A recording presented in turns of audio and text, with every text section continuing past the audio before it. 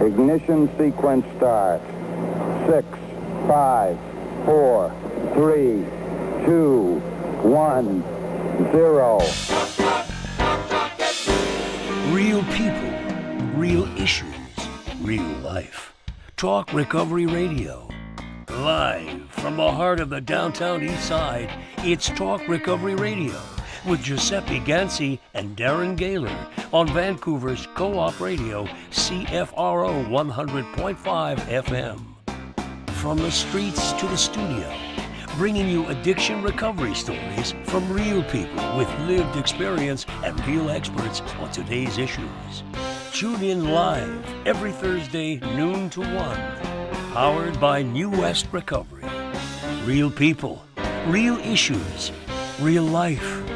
Talk Recovery Radio. And there you have it, everybody. Talk Recovery Radio. Hello, this is Giuseppe Ganci, and you're listening to Talk Recovery Radio. I'm here with my co-host, Mr. Darren Gaylor. Hey, Darren. Good morning. What's Good happening? morning. I'm doing well. Can't complain. Keeping busy on a day of interesting news. But before we get into that, just want to remind everybody, if you're watching us on YouTube, hit subscribe. You can replay us on your favorite streaming device. Click follow. And if you want to be a guest on our show or know somebody that has a book or a great story, email our show coordinator, jordan@lastdoor.org. He books our shows. Special thanks to Jordan for that. And we try to bring you recovery issues, addiction issues, what's going on in the news every Thursday, powered by New West Recovery, Last Door, and Westminster House.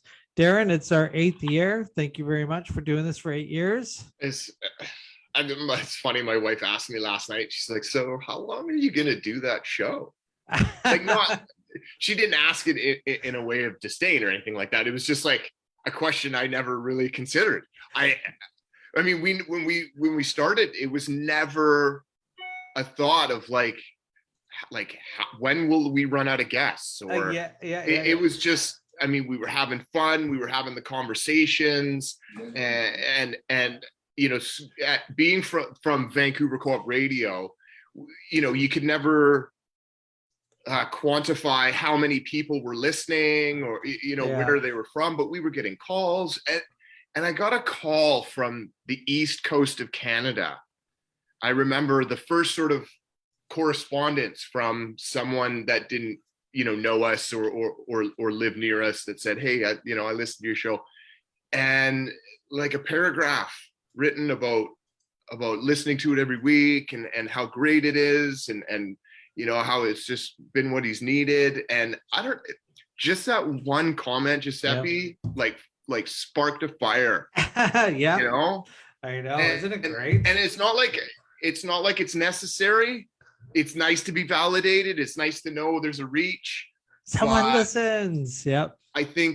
I mean, I could just have these conversations we've been having over the last few years for many more years to come. Definitely.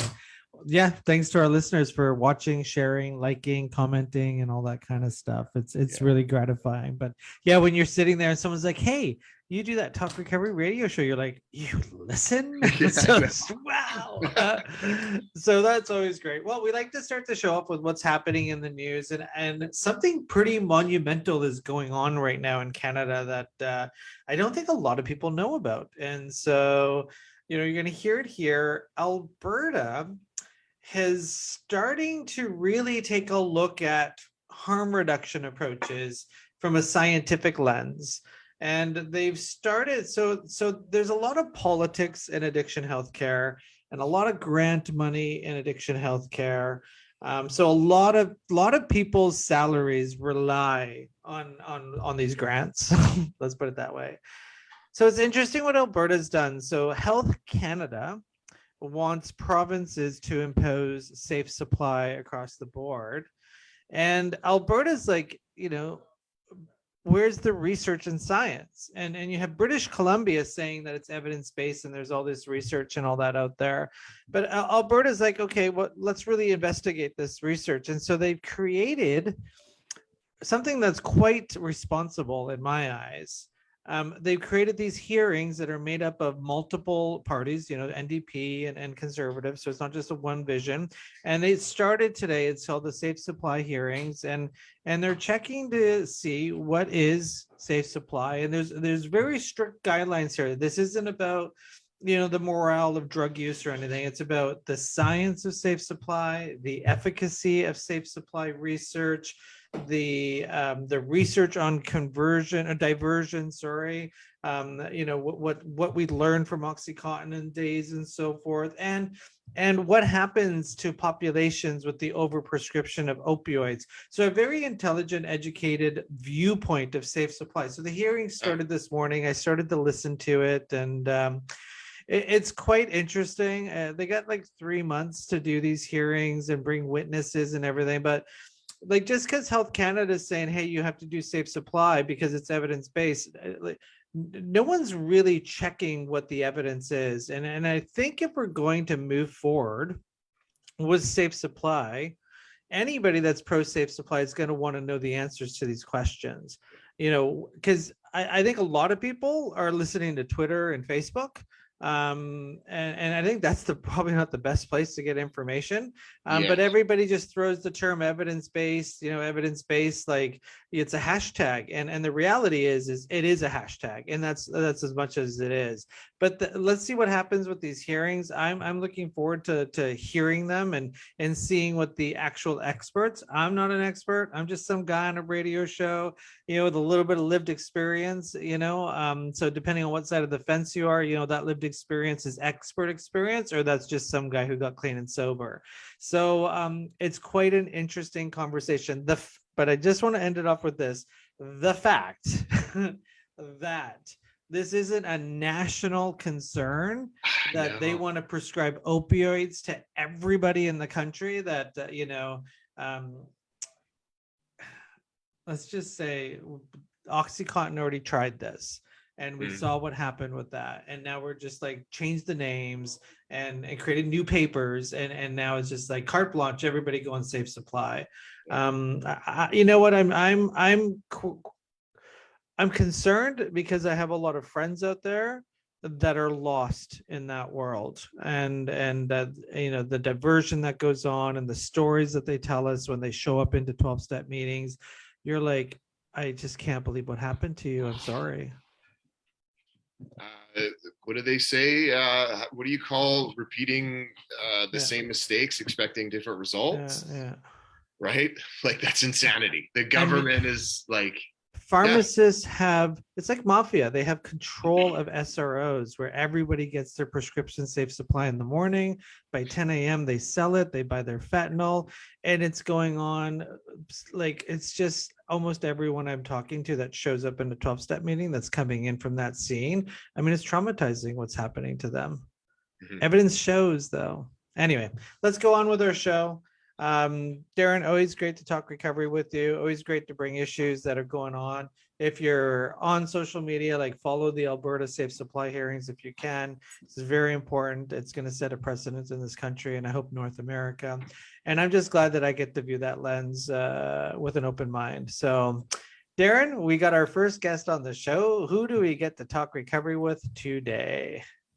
Yeah, this is great. Welcome to the show. We have Kristine Ovsepian on the show today, author of Living Through Choice, Transform Fears to Love, also an intuitive healer, certified hypnotherapist, life coach, now author. Is this your first book? That was my first book. I'm almost done with my second book. All right. Well, there you go. We've already got our future guest again. Now, before we get into the book, I mean, it seems like, from what I've read, there's an interesting story of, getting to the point of healing, helping others. And it says here, that you heard the call to be of service at a young age, but I mean, how do we follow that at such a young age? And then it says by 2009, you were deeply depressed and caused by the career that you had chosen. So, like, I guess my first question is, how easy was it to deny that calling I mean, was it distraction, just going with the norm of what society expected? And what were some of the effects, like if you can look back in hindsight, that you noticed by not following your heart? Absolutely. I mean, it wasn't easy not to follow. My body started to deteriorate very quickly within the last 2 years of my journey in accounting, on the accounting path. But it was so bad to a point where there wasn't a week that I would not visit my doctor's office. And eventually my doctor just showed me my file, and over 12 years ago, they weren't electronic yet. So it was a physical file. And he said, if I didn't know you, I would think this is a file of an 80-some-year-old woman. And that's how bad it got, because emotionally, when we're not truly following our mission, our path, it starts to take a toll on us physically, and it becomes physical. It becomes addictions, behaviors, habits, depression, anxiety, panic. It spirals very quickly. I mean, that's, it sounds crazy to me, that like a file that big, just based on, like you said, the deterioration, like what's the symptoms of, I mean, can we be honest, like not, living purposely or not, because I think as kids, we're sort of directed by the authoritarians in our lives of this is what we should be doing. But I mean, also you might be childish in thinking of doing this, that, and the other thing. And sometimes that guidance is necessary. Like, can you talk us a little bit about like, what was it, if you can look back that you maybe wanted to do, or what was your calling? Can you identify that looking back? Yes. So since I was a child, I was very much always surrounded with people.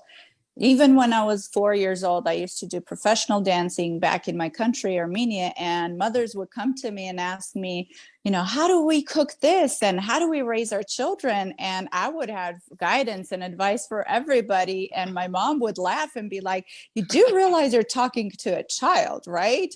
Right. And so that carried on throughout my life. And even in the accounting field, when I was there for about close to 10 years. And even, when I was in the accounting department, I would still have people always coming to me and asking for guidance and just trusting me and venting to me their deepest, emotional and life stories and experiences.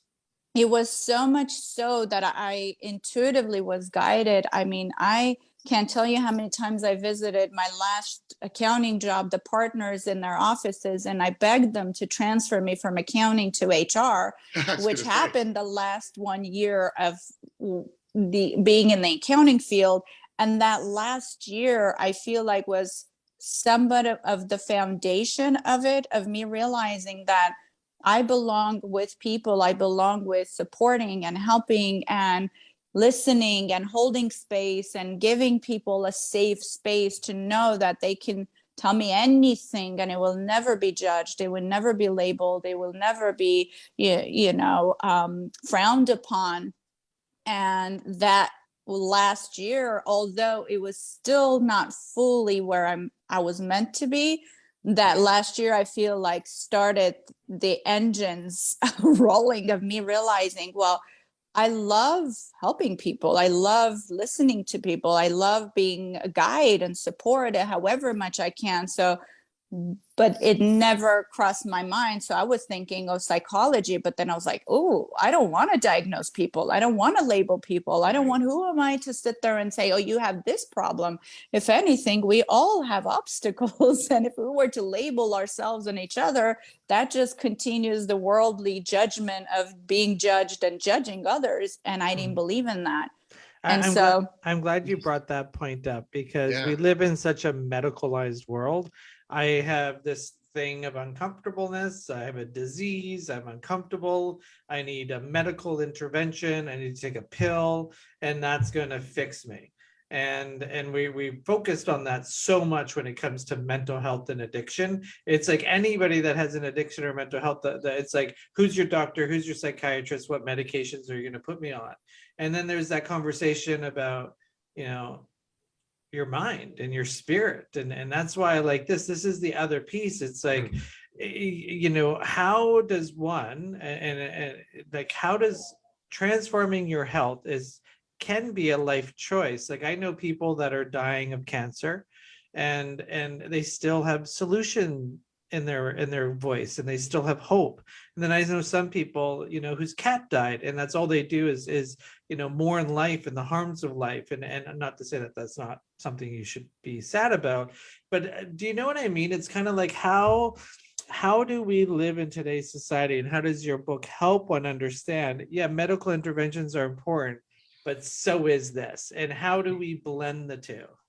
Absolutely. I always talk about that, not only in podcast interviews, but also always with my clients, that we cannot deny the beautiful life transforming, healing, changing, and life-saving interventions that science brings us and the medical field brings us. But we also cannot forget that we are beings that have been around for thousands of years. And before science, how did humanity, how did humanity survive? How did humanity do things? I mean, from Egyptian times, there's so much magic in that healing process of mind over matter, and recognizing that we do have the power. And in fact, the first 3 years of my journey in this hypnotherapy field, I literally dove into working with cancer patients, because I thought to myself, if I can help them in any way, even if it is to extend their life for an extra month, if I can be of support, if I can help them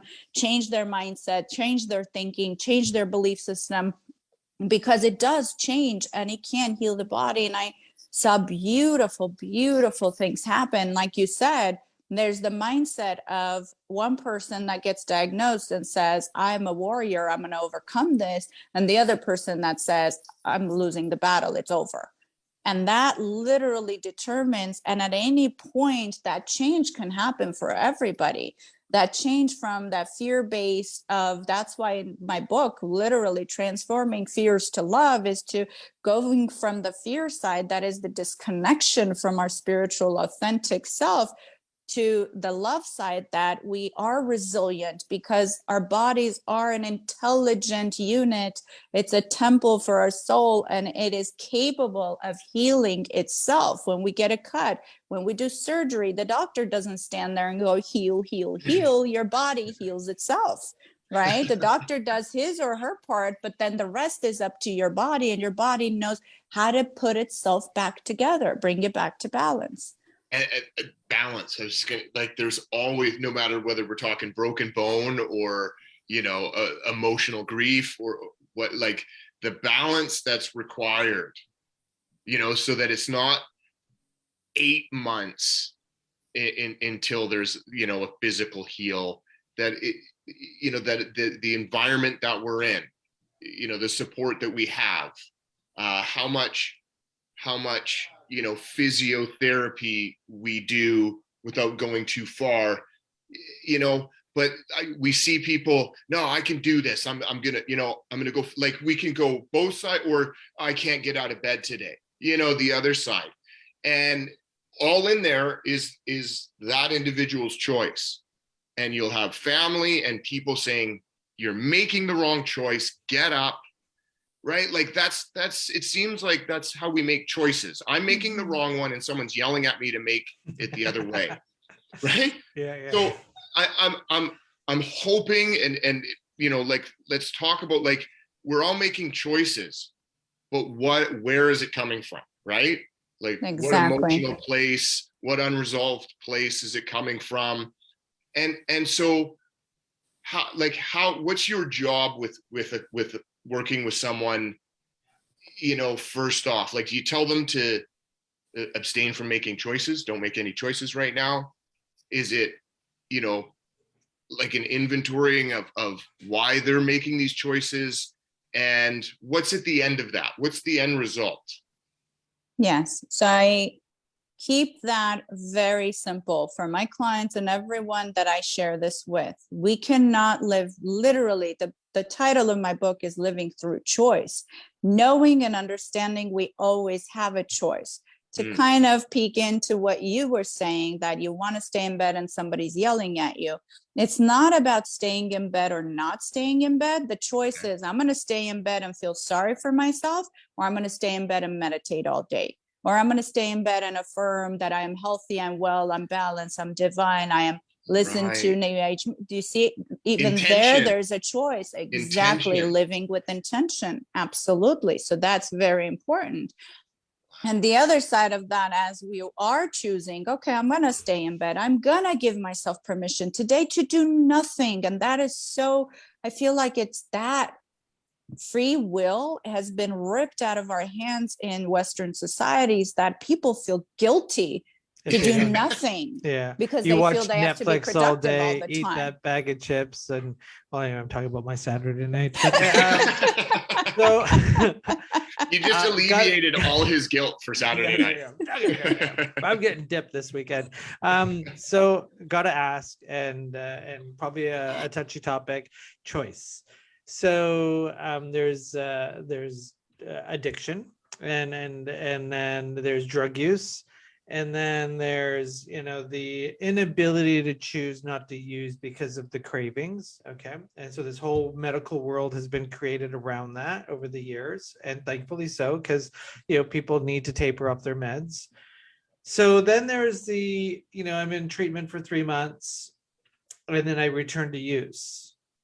And that's the piece right there where there's a camp that says it's your choice. There's the camp that says it's a medical disease, and it's like being a homeless drug user is not a choice, it's a disease. So when does it become a choice, and when does it become like I've relapsed after 6 months of rehab. And my personal story is I made a decision to use drugs. So I know for me that it's a choice. But if I was to say that about society, like I would be crucified. It's not a choice, it's a disease. So when is, what I mean? We're talking about choices here and wellness. When is it a disease and when is it a choice? Yes. So to be honest with you, I don't know if I'm going to directly answer that question, but the first choice that we need to make in our lives is the decision to heal ourselves, because addiction is, to me, because I've worked with a lot of my clients who have had various addictions throughout their life, and when they come to me, they say, I just can't. I'm ready. Which, number one, I don't take on a client that still says, I'm out of control, I can't do this, I still want to use, I still want to drink, I still want to do drugs, I still want to smoke weed, I won't even entertain a session with those clients. Why? Because I don't take it upon myself to control another person's life. There's free will. Number one. Okay. It's a choice. It's a decision we're making. So the person that calls me and is almost in tears and going, this is ruining my life, I'm ready. To me, that's a choice the person made in their surrendering. Once that happens, the change is inevitable, and it can happen. It will happen. I've seen my clients go from many, many years of to all types of use. I'll just bring up cannabis that was starting to take over their life, to 4 sessions later, they're like, oh my God, I can't even believe it. It's completely out of my life, right? So it's a choice, it's a decision we make, but behind that choice also comes the choice and the decision to know that we're not addicts because we are bad, we are awful, we deserve to suffer and struggle. We choose those, whatever it is that we're choosing, from alcohol to drugs, we choose it because there's something emotionally within us, a story, a memory, a person, an experience, an unforgiveness, an anger, a fear that is crippling us, and we just want to escape.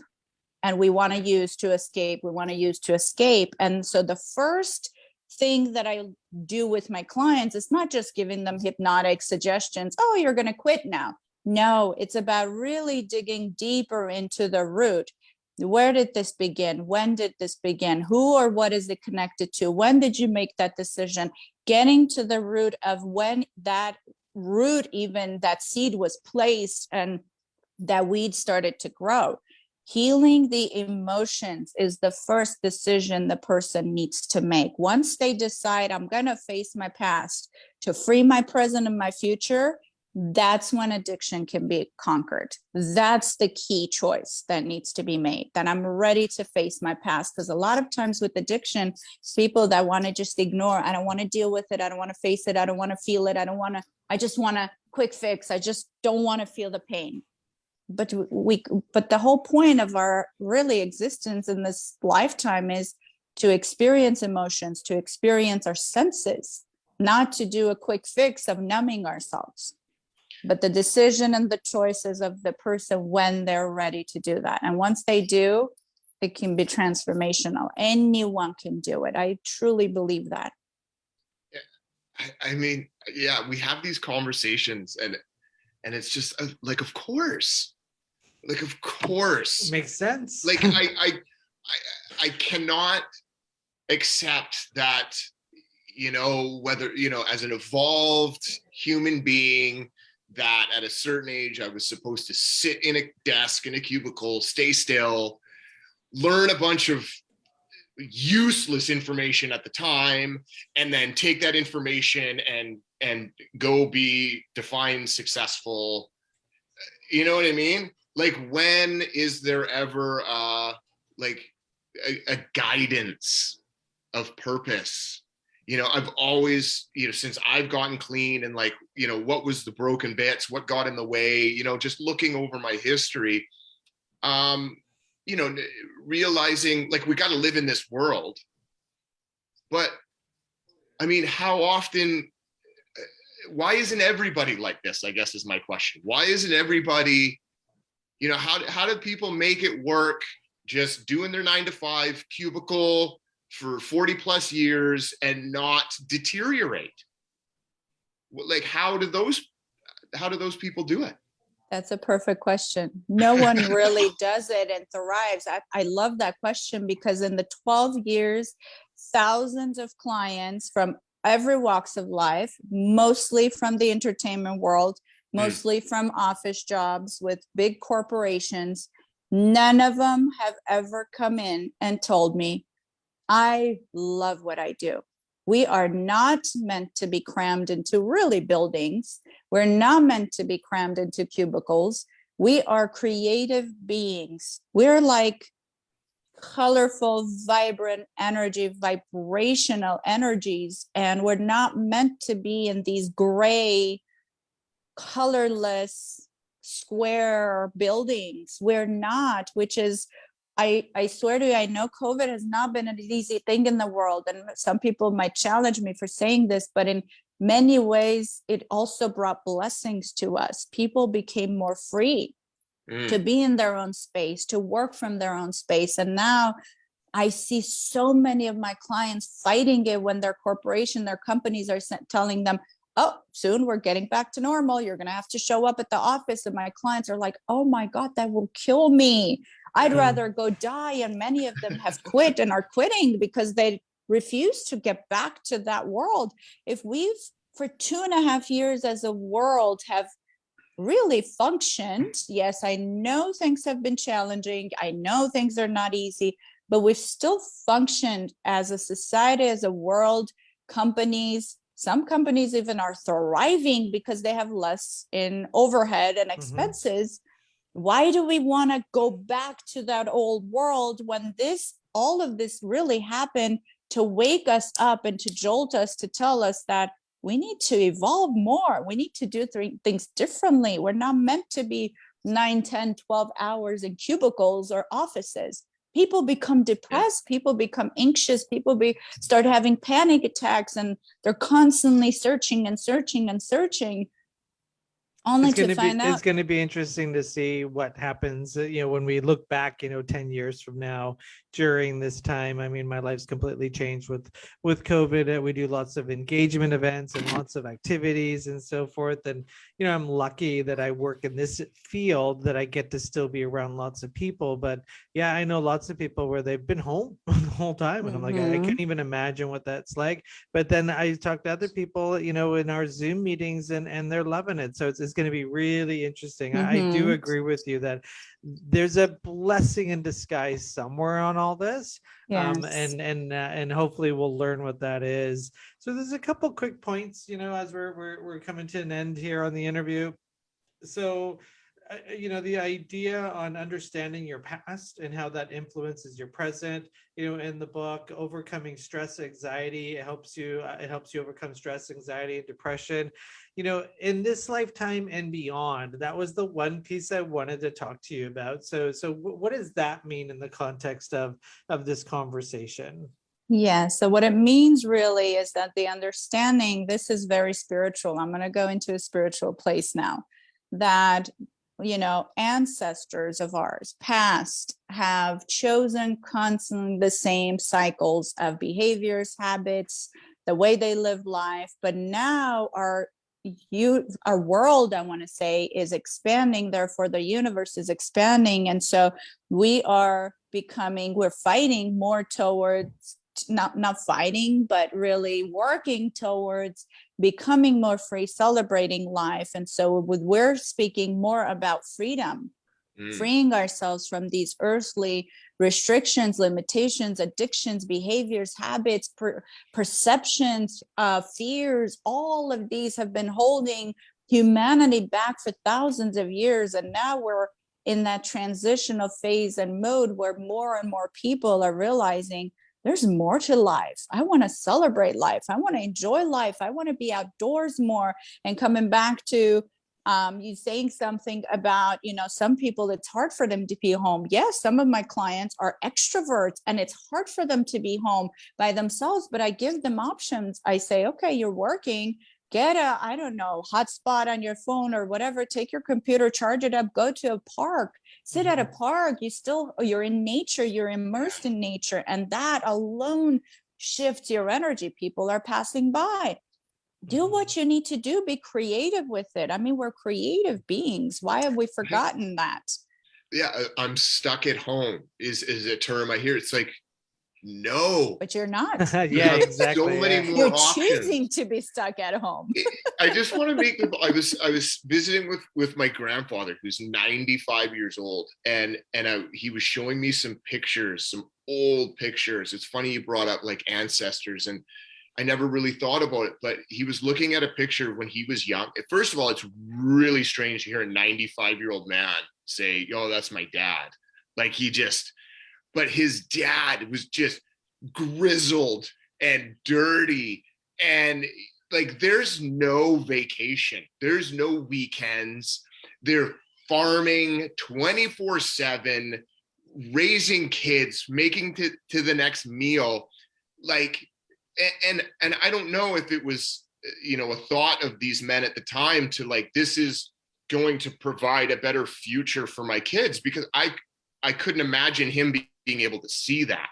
But then just only 3 generations later, like I have so many opportunities and options, and if I'm not making the right choices with that intention, it's like I'm wasting it.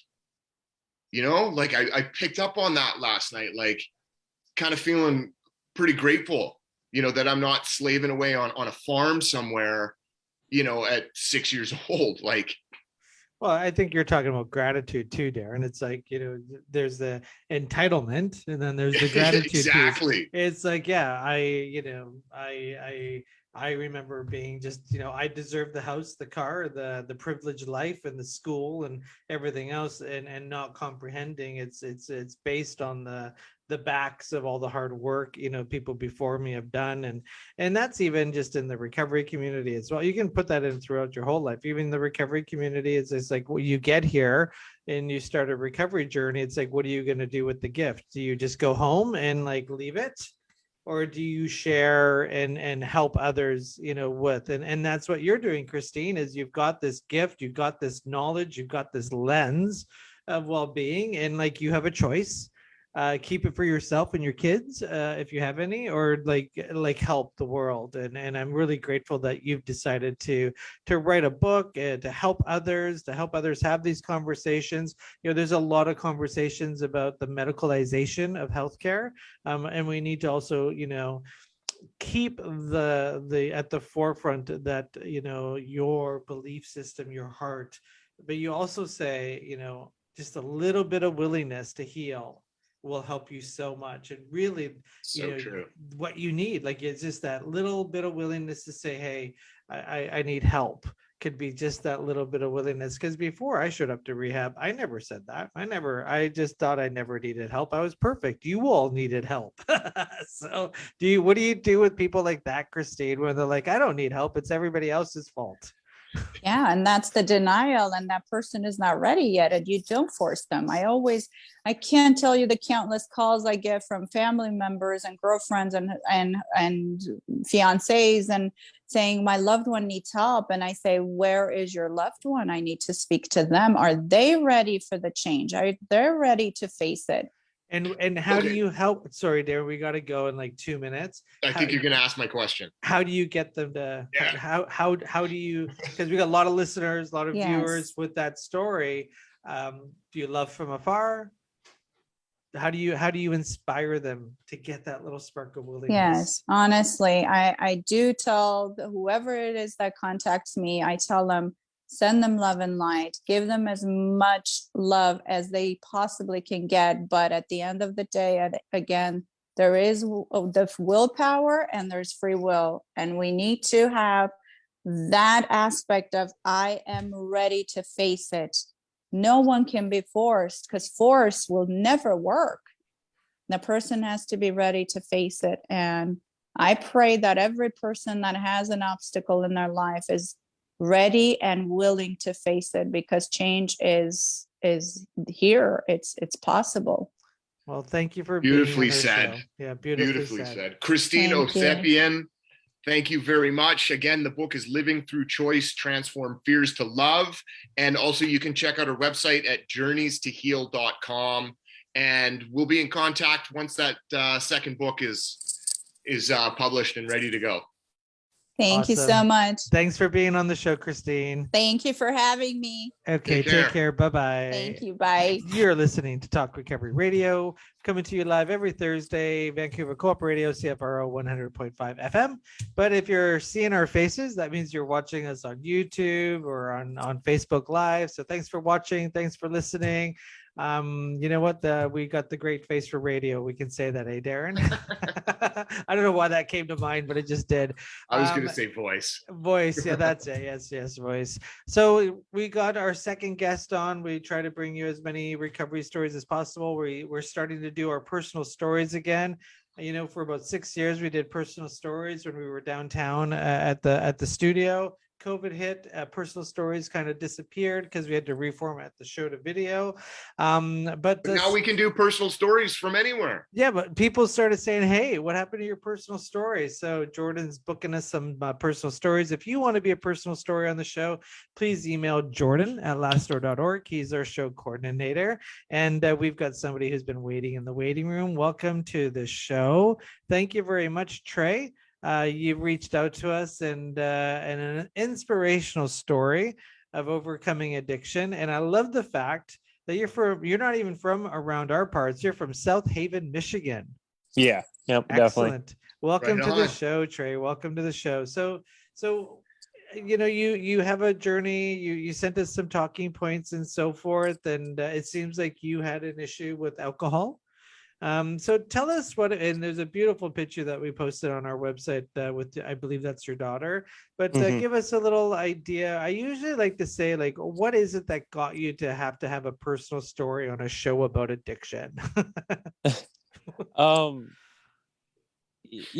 like, I don't really have it just where I grew up. It's a super small tourist town, right on Lake Michigan. Beautiful. So it's also a huge bar and party town. Mm-hmm. So, from a very young age, that's what we all did, and I kind of, along the lines with that, I have I like to say, very stereotypical, like addict story, broken home, abusive parent, all that, blah blah blah. And all that kind of just made the perfect storm into me becoming the addict that I became. And that's kind of really where it began, though, was at a very young age. I started drinking and using and stuff about 13. Okay. And how old are And you now, if I ask? I'm going to be 29 in June. Okay. And from what I understand, you've had a couple of rehab attempts. Yes. Okay. So a lot of conversations are out there. Rehab doesn't work. So the fact that you had a couple rehab attempts meant that you had to go back to rehab. Oh, yes. So help us explain to the person that actually thinks rehab doesn't work because it doesn't have 100% success rate. So were your rehab attempts failures? What's the conversation? Why did you have to go to rehab multiple times? And do you take any responsibility for needing to go to rehab multiple times? Oh, yeah. I went to rehab 4 different times. 4. Okay. Relapses numerous times in between those times of rehab. But all those relapses and mistakes helped me piece together like a whole picture of what I need to do to have a good recovery and a good sobriety. So no, none of them were failures. Like, every time I relapsed or went to rehab or something, there was something I got out of it that helped me stay sober for a little bit of time, So putting all those together has helped me get to where I'm at today. Mm-hmm. So being in a tourist town, I know a couple of friends that live in tourist towns, and they all go through their bar phase. Were you a bartender at some point? I'm actually still, I'm a chef. Okay, so you moved on to the back of the kitchen. Okay, yeah, so you're still I in grew that up in the energy restaurant, though. same thing. Yeah, you're still in the energy. Yep. Okay, great, because lots of people in the hospitality industry end up in rehab. Oh yeah. For some reason. Not to say the hospitality industry is dangerous, but a lot of people, I mean, I was in the hospitality industry for 10 years. I was in a bar 7 days a week for 10 years. So that's a lot of blow and a lot of booze. Yeah, exactly. So how do you now, sorry, I forgot, how much time do you have in recovery now? As of yesterday, it's 23 months. Hey. Oh my God, almost 2 years. Yay. Yep.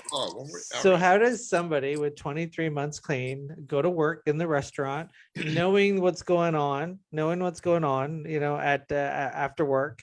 What are some of the things you do to protect yourself from going out and continuing the evening with the hospitality industry crew? Well, thankfully, I've always been really open about my recovery and stuff. So everybody around me, or that is friends with me, knows my story and knows that I'm in recovery. And thankfully, the kitchen I work in now is a very healthy and somewhat stable kitchen. Like, we're all parents and we all have responsibilities. So thankfully, all of us are, let's go to work and go home, because past 11 is too late. But it's funny. I just thought about that interview like a couple of months ago. Yeah, me too. I'm thinking about that too. Yeah. We should check. I can't remember. He was out of the States, I think out of the state of California.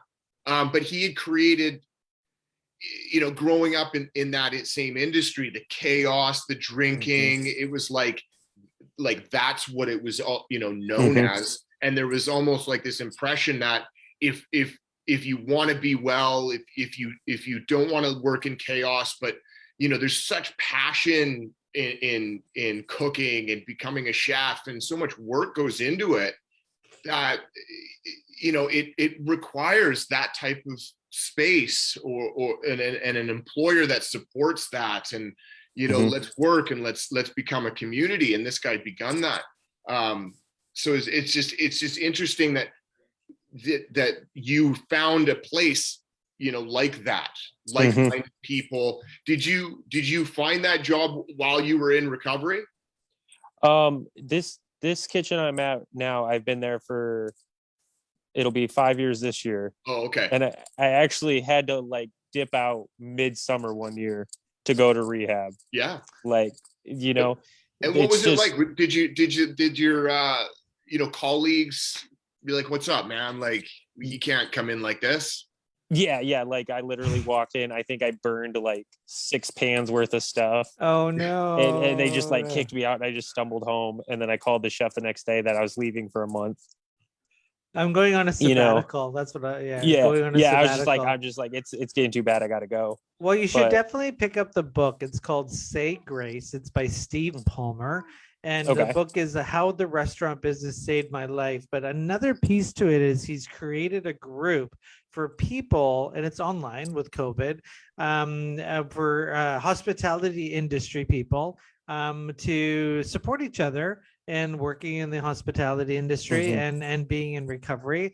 I'm trying to, I think that came up in the show. I can't find it in the actual blog. It was a friend. Post, it was a chef friend of his that overdosed or died, and it's it was created out of the small group of friends, but then it became this thing across the country, for guys such as yourself. So that's cool. Are you talking about Ben's friends? That's it. Yeah, Ben's friends. You're right. Yeah, it's a great group. Right on. Yeah. I know. There you go. Are you part of it? That's awesome. Great. Yeah. It's, dude, it's starting to change the hospitality industry when it comes to like the partying and stuff like that. Because when I was growing up, that's exactly how it was. Like, you worked your 13, 14 hours, you got completely hammered, and then you kept doing it the next day. It was just like, it's just this exhausting. It's just a super unhealthy lifestyle, but it also fits like a lot of addict mentalities too. Yeah. Usually getting into it really young, I mean, that suits me just fine, right? Like, I can exactly drink that and party afterwards, but let's just remind ourselves we all grow up. Exactly. And to leave that to 20-year-old drunks, no way. Yeah. So that being said, like, was that a part of the catalyst that got you to take a look at your behavior? Was that, now you're older and you're losing things that you'd worked for, you're losing things that, you would assume have for the rest of your life? Like, how big of an impact was that? So this last time I went to rehab for my 4th and hopefully final time, March 2nd of 2020. And I lost everything entering that rehab. My marriage ended. I lost the house I bought I think it was like a year before. I lost my cars. I left that rehab with a duffel bag and a pack of cigarettes, and that was it. And it was like, but the funny thing is that stuff wasn't really like, okay, I need to get sober. It was more of I'm tired, and how much worse does it need to get? Yes. Because like before that, I'd been hospitalized, for alcohol poisoning and stuff like that. I've, lost the jobs. I lost all this stuff, but it was just so freaking tired. Like then it was like, it's a misconception everybody has where like, this idea of rock bottom. I mean, the problem is people will use no matter what. Like, people will use until they die. Like, no one's going to be like, oh, I might die from fentanyl, I'm going to stop using. That's not, because everyone's still dying. People aren't going to be like, oh, I'm going to be homeless, I'm going to stop using. Like we have a belief because we're on rock bottom. We have we have a belief here. You're not going to stop using until you actually believe that your life's worth it and it will be better without using. And that's why we're never going to get out of our addiction crisis in North America, because we keep focusing on trying to stop homelessness and trying to like do safe supply and doing all this stuff to make using comfortable. But I mean, you can give me all the safes. I mean, I had really good cocaine when I was using, and it was safe, and my life was horrible. You know what I mean? So the idea that, you know, this is going to help people recover, I mean, literally is the soundbite people have. I have a hard time grasping it, because I remember having a house with a door that locked with money and drugs. It was the worst time of my life. And now we're trying to say that's treatment. So, you know, the idea that, you know, you got to a place where you're like, you know, I'm tired and I want to change, you know, it wasn't because you were like just had the duffel bag. It's like you actually believed, and somehow you had enough social capital and enough capital in your life, you know, maybe between rehab stints, that you were able to acknowledge that. And I think that's where we really need to focus is, you know, you didn't get clean for 23 months, you know, by fluke. You know, it's years and years of showing you what your strengths are. And I'm glad that you did. So you're halfway across the country. Well, in another country too. What's it like accessing for rehabs? Do you mind if we ask, did you pay for private treatment, or did you go into the funded system? Yeah, thankfully at the time I had insurance, but it was still like a state run facility, and it's a great facility. Like this last time I was in was the second time I've been to this facility. But yeah, rehab, like it's like anything else in recovery. You're gonna get what you put in. You know, like you got to put in the work, man, and that's the bottom line. If you don't put in that work, it's had that conversation with our previous guest, like how important willingness is upon entry. Like, you know what I mean? When you kick in the door and, you know, mom and dad told me to be here. I mean, those people still can get saved. You know what I mean? Yeah. They can through inspiration acquire that willingness, you know, but like how it you know, it really doesn't begin until you're like, you know, okay, like teach me what to do, you know, and willing to absorb and willing to do things different. Now, I mean, my question is, so so many people set it up, right? Like if, you know, I'll stay clean if my wife stays with me. If I lose something, I'm getting loaded. So leaving treatment with a duffel bag and no like, you know, reward for that. What inspired you? What motivated you? What kept you going, you know, to where you are now?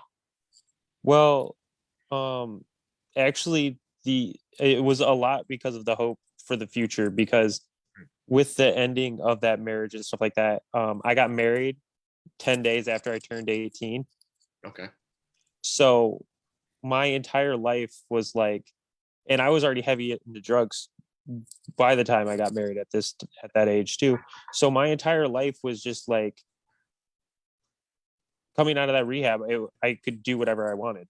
I actually could be me. I could figure out who I was, who is sober Trey, what am I going to do? And another great thing was right when I got out of rehab in Michigan is right when all the restaurants and everything locked down for quarantine for COVID. So I literally was stuck on my grandma's couch, hooked up to Zoom meetings and on my phone with my therapist to figure out who I was. That was the only thing I had to do. So it actually worked out pretty well that I just had like an blessing in disguise. And the perspective to see it like that, rather than like, oh no, I'm doomed, I can't get work and I'm living on grandma's couch. You know, the victim stance that, like I say, when we don't get the rewards back because I got clean, don't you know, that I deserve all of these things. And the reality is we deserve nothing for getting clean. For sure. We should get nothing handed to us for that. Like that's a sense of duty if we see that we've been creating enough damage in our lives. And so for you to see it as like, okay, here's my opportunity to just like dig deep, look inward, figure some things out, and take the time that not a lot of us maybe think is important after we exit rehab, especially when we exit rehab. We got to get back, right? Yeah, I actually had to I had to genuinely do all like the self work and self homework, all that stuff, genuinely this time around, instead of half-assing it like I did every other time before, where I would do enough just to like get the therapist to be like, okay, yeah, you're doing fine. Yeah, just enough for my sponsor to leave me alone. that stuff, I had to get past the just enough. That's right.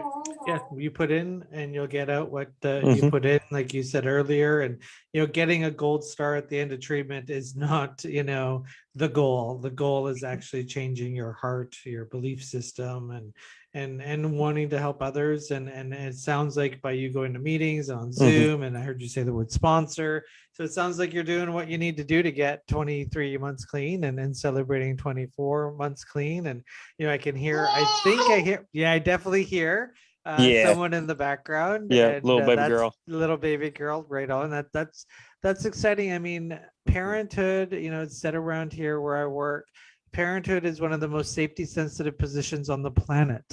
Amen. And we focus so much on occupational health, and the fact that you're doing some healthy choices will break that chain of addiction, so your daughter doesn't have to deal with traumas because daddy's drunk again. So congratulations on that. It's a big deal, and it's an inspiration, and yeah, they need pillars of recovery in tourist towns, because there's plenty of alcoholics coming through the doors. That's for at the same time, the meetings are always cool though too at the tour, because you have those one friends that are there like on a family reunion, or the parents that need to get away real quick to the meetings. So it's always fun to meet new people then. But like, best meeting I've ever been to in my life was in Las Vegas. It was the craziest, best meeting I'd ever been to. I bet that'd be amazing. Did this even happen? Like what just happened? Like, this was insane. I loved it, and so that's great. So you're listening to Talk Recovery Radio. We're coming to you live every Thursday, noon to 1. Thank you, Vancouver Co-op Radio, CFRO 100.5, for giving us an hour to talk about recovery.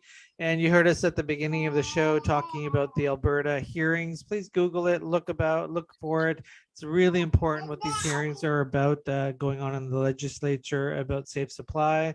Going to set precedent, not just for Alberta, but for the rest of the country. So follow that. And you know what, before we say bye to Trey, we've got a huge event coming up at the end of February, actually 3 of them. Last week of February 21st is going to be in Vancouver. February 23rd or 4th is going to be in Kelowna, and then Victoria. Just go to our website, lastdoor.org/recovery events. And we're doing recovery pathway talks. And so we're going to have speakers talking about recovery-oriented systems of care and how to overcome addiction in your community. But the one in Vancouver, it's got a twist. It's called Chosen Family Day because it's a holiday. And we're going to have a drag show and all that other great stuff. So go to the Vancouver Art Gallery Plaza, February 21st, 10:30 a.m. to 3 p.m. It's going to be one of our launch events for 2022 post-COVID in-person events. Right.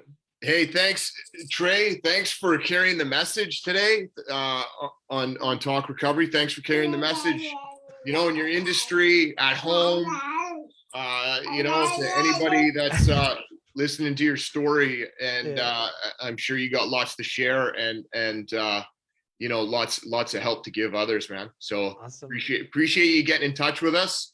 Way down South Haven, Michigan. Again, Trey, thanks again for coming on the show. Thank you. Thanks for having me on here, guys. Yeah, thank you for being on the show. And all the best, and congratulations on your Take care. Bye-bye. Yep, see ya.